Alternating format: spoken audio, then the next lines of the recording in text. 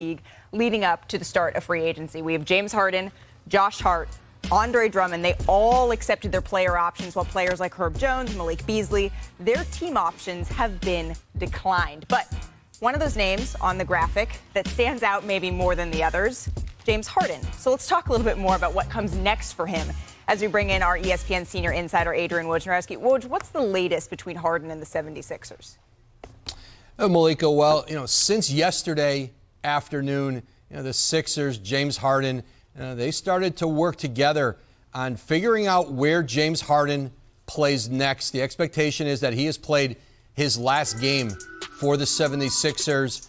Daryl Morey, Elton Brand in the Sixers front office have been on the phone with teams. They started yesterday. They've continued today to try to see what a marketplace looks like for a James Harden trade. And that may not be just a one-on-one deal with another team. That's certainly, bringing in other teams to get everybody what they might want in a trade. Certainly the Knicks, the Clippers are foremost among those who have great interest in seeing if there's a Harden deal that they can put together. I think other teams are going to emerge. This may not be a quick process, Malika. For Philly, they've got to maximize the value they get for James Harden here, that $35 million deal that he opted into yesterday, and to see whether that's young players, whether that's players ready to help them now, rotation guys, draft picks.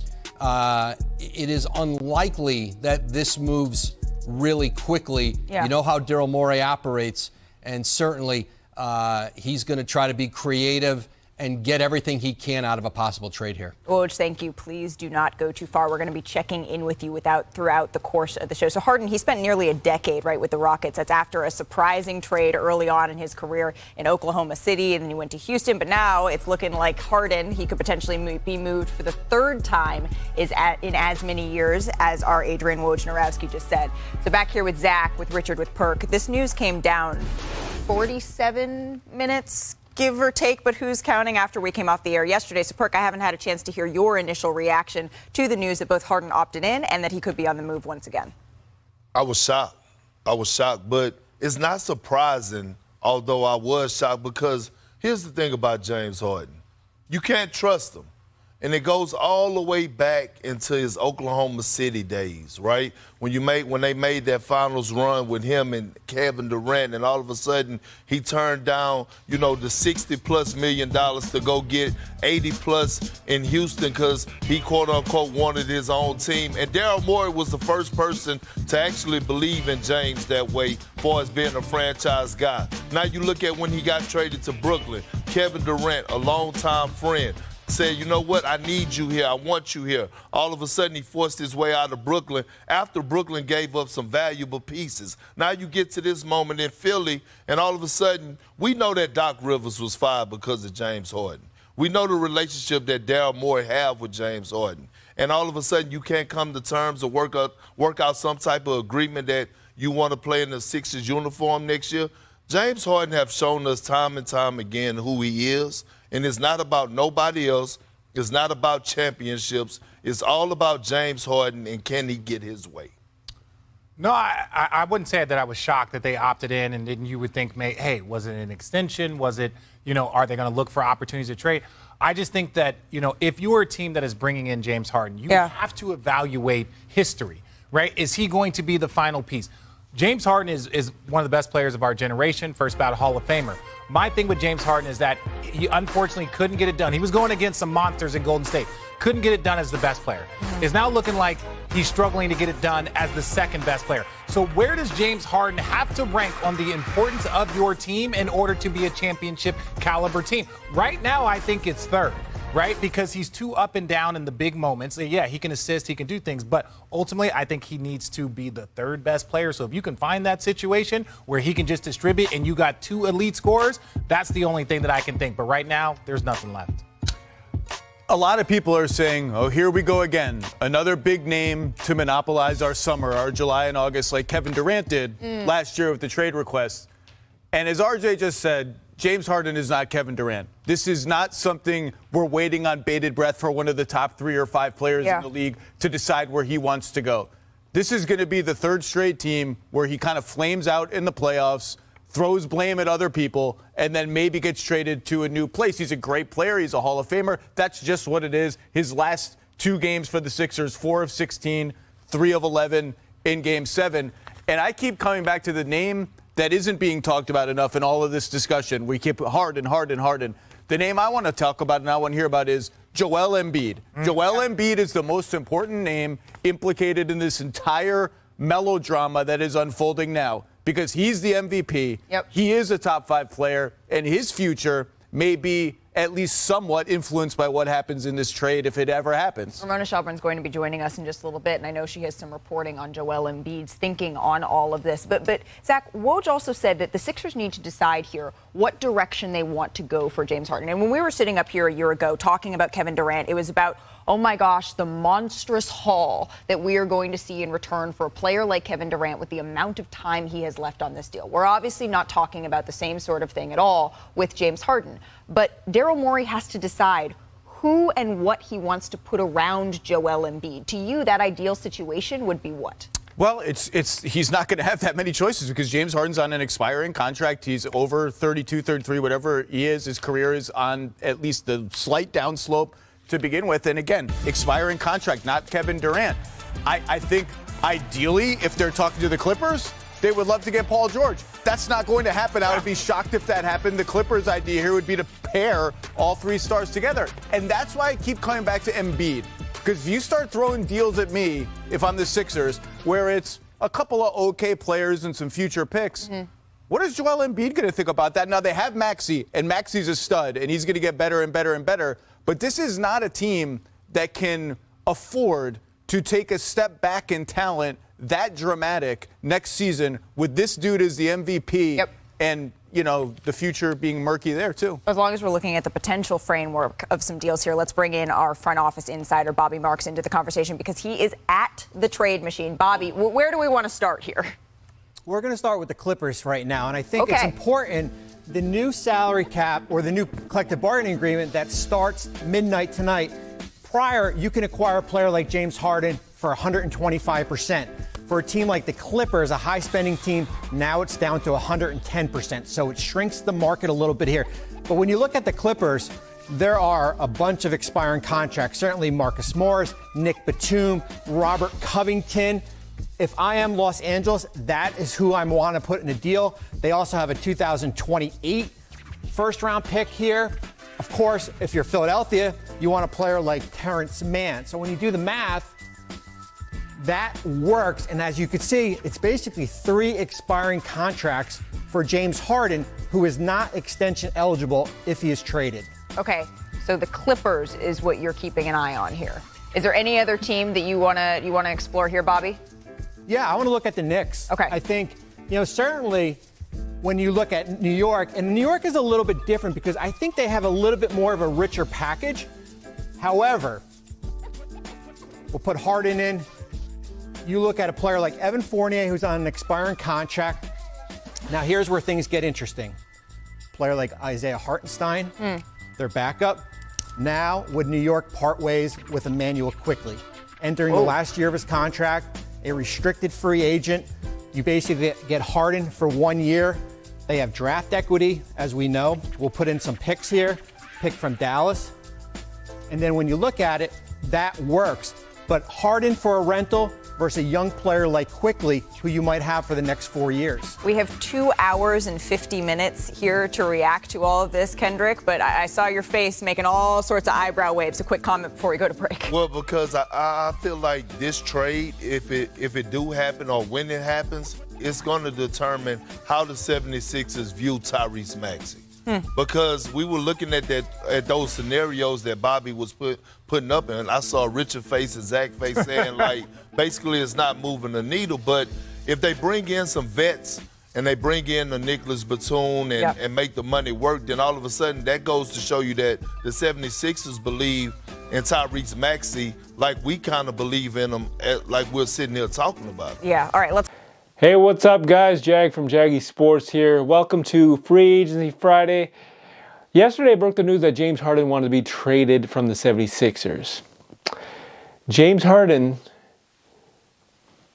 does not like where his contract is headed with the 76ers. They're trying to not give him the contract that he wanted, and he feels he sacrificed a lot this year, which he did, right?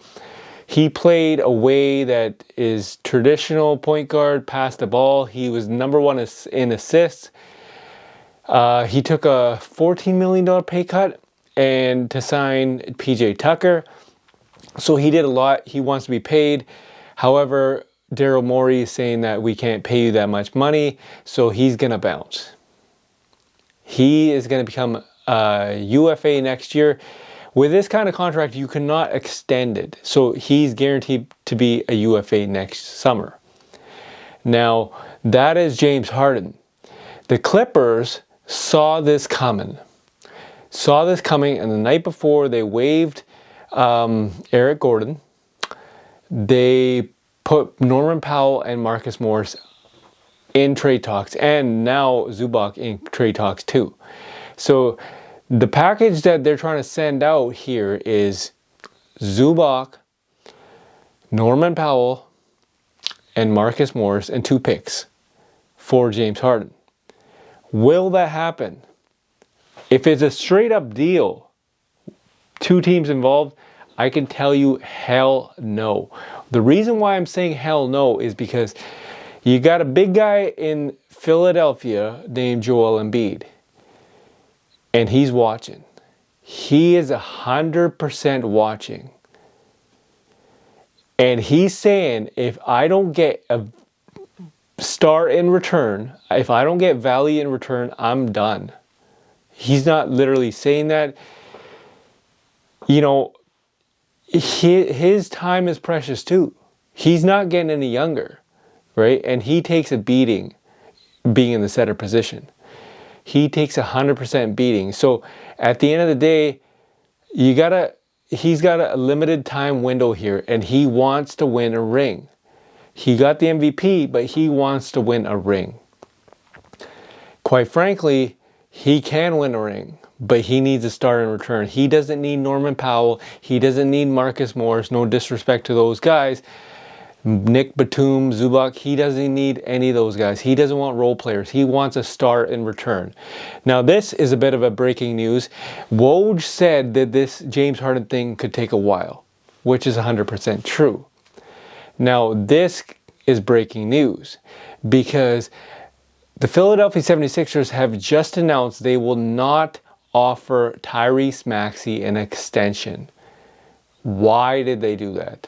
Why? Pulling a windy here. Why did they do this? Because the fact remains is they want to provide flexibility going into next summer.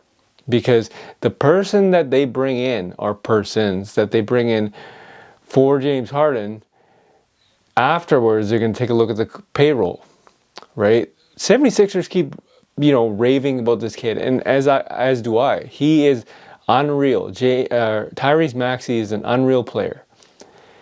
So at the end of the day, it's kind of like this. Everybody thinks that Clippers are going to do this deal.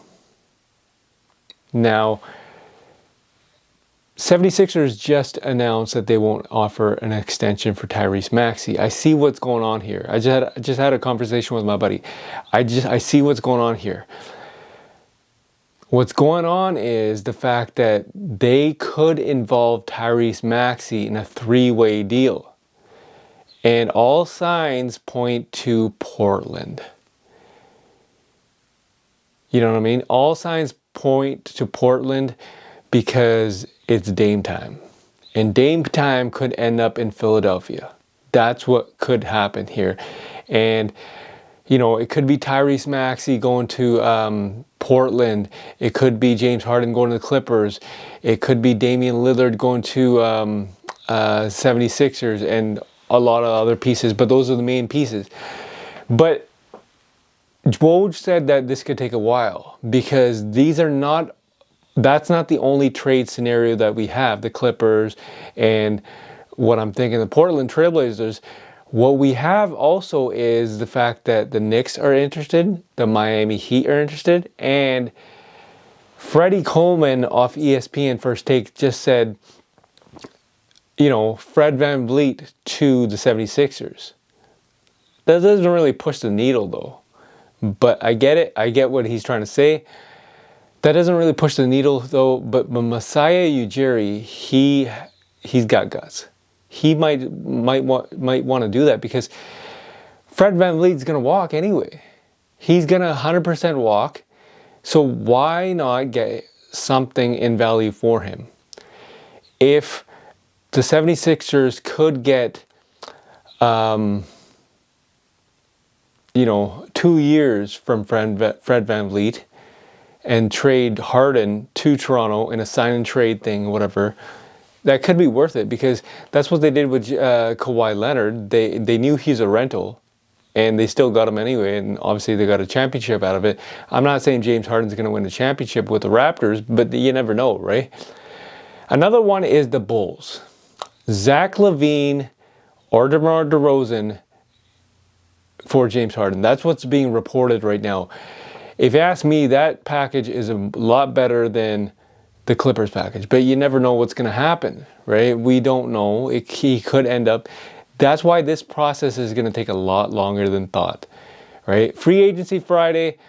Another one is Kyrie's meeting with a bunch of teams today. We don't know what's out there. We have no idea, but at the end of the day, this is going to turn out to be one hell of a day. One hell of a day. James Harden, Woj gave the update. This could take a little bit. And obviously now Tyrese Maxey is going to become a UFA, unrestricted free agent next summer. Because they didn't offer him the extension and he could go anywhere.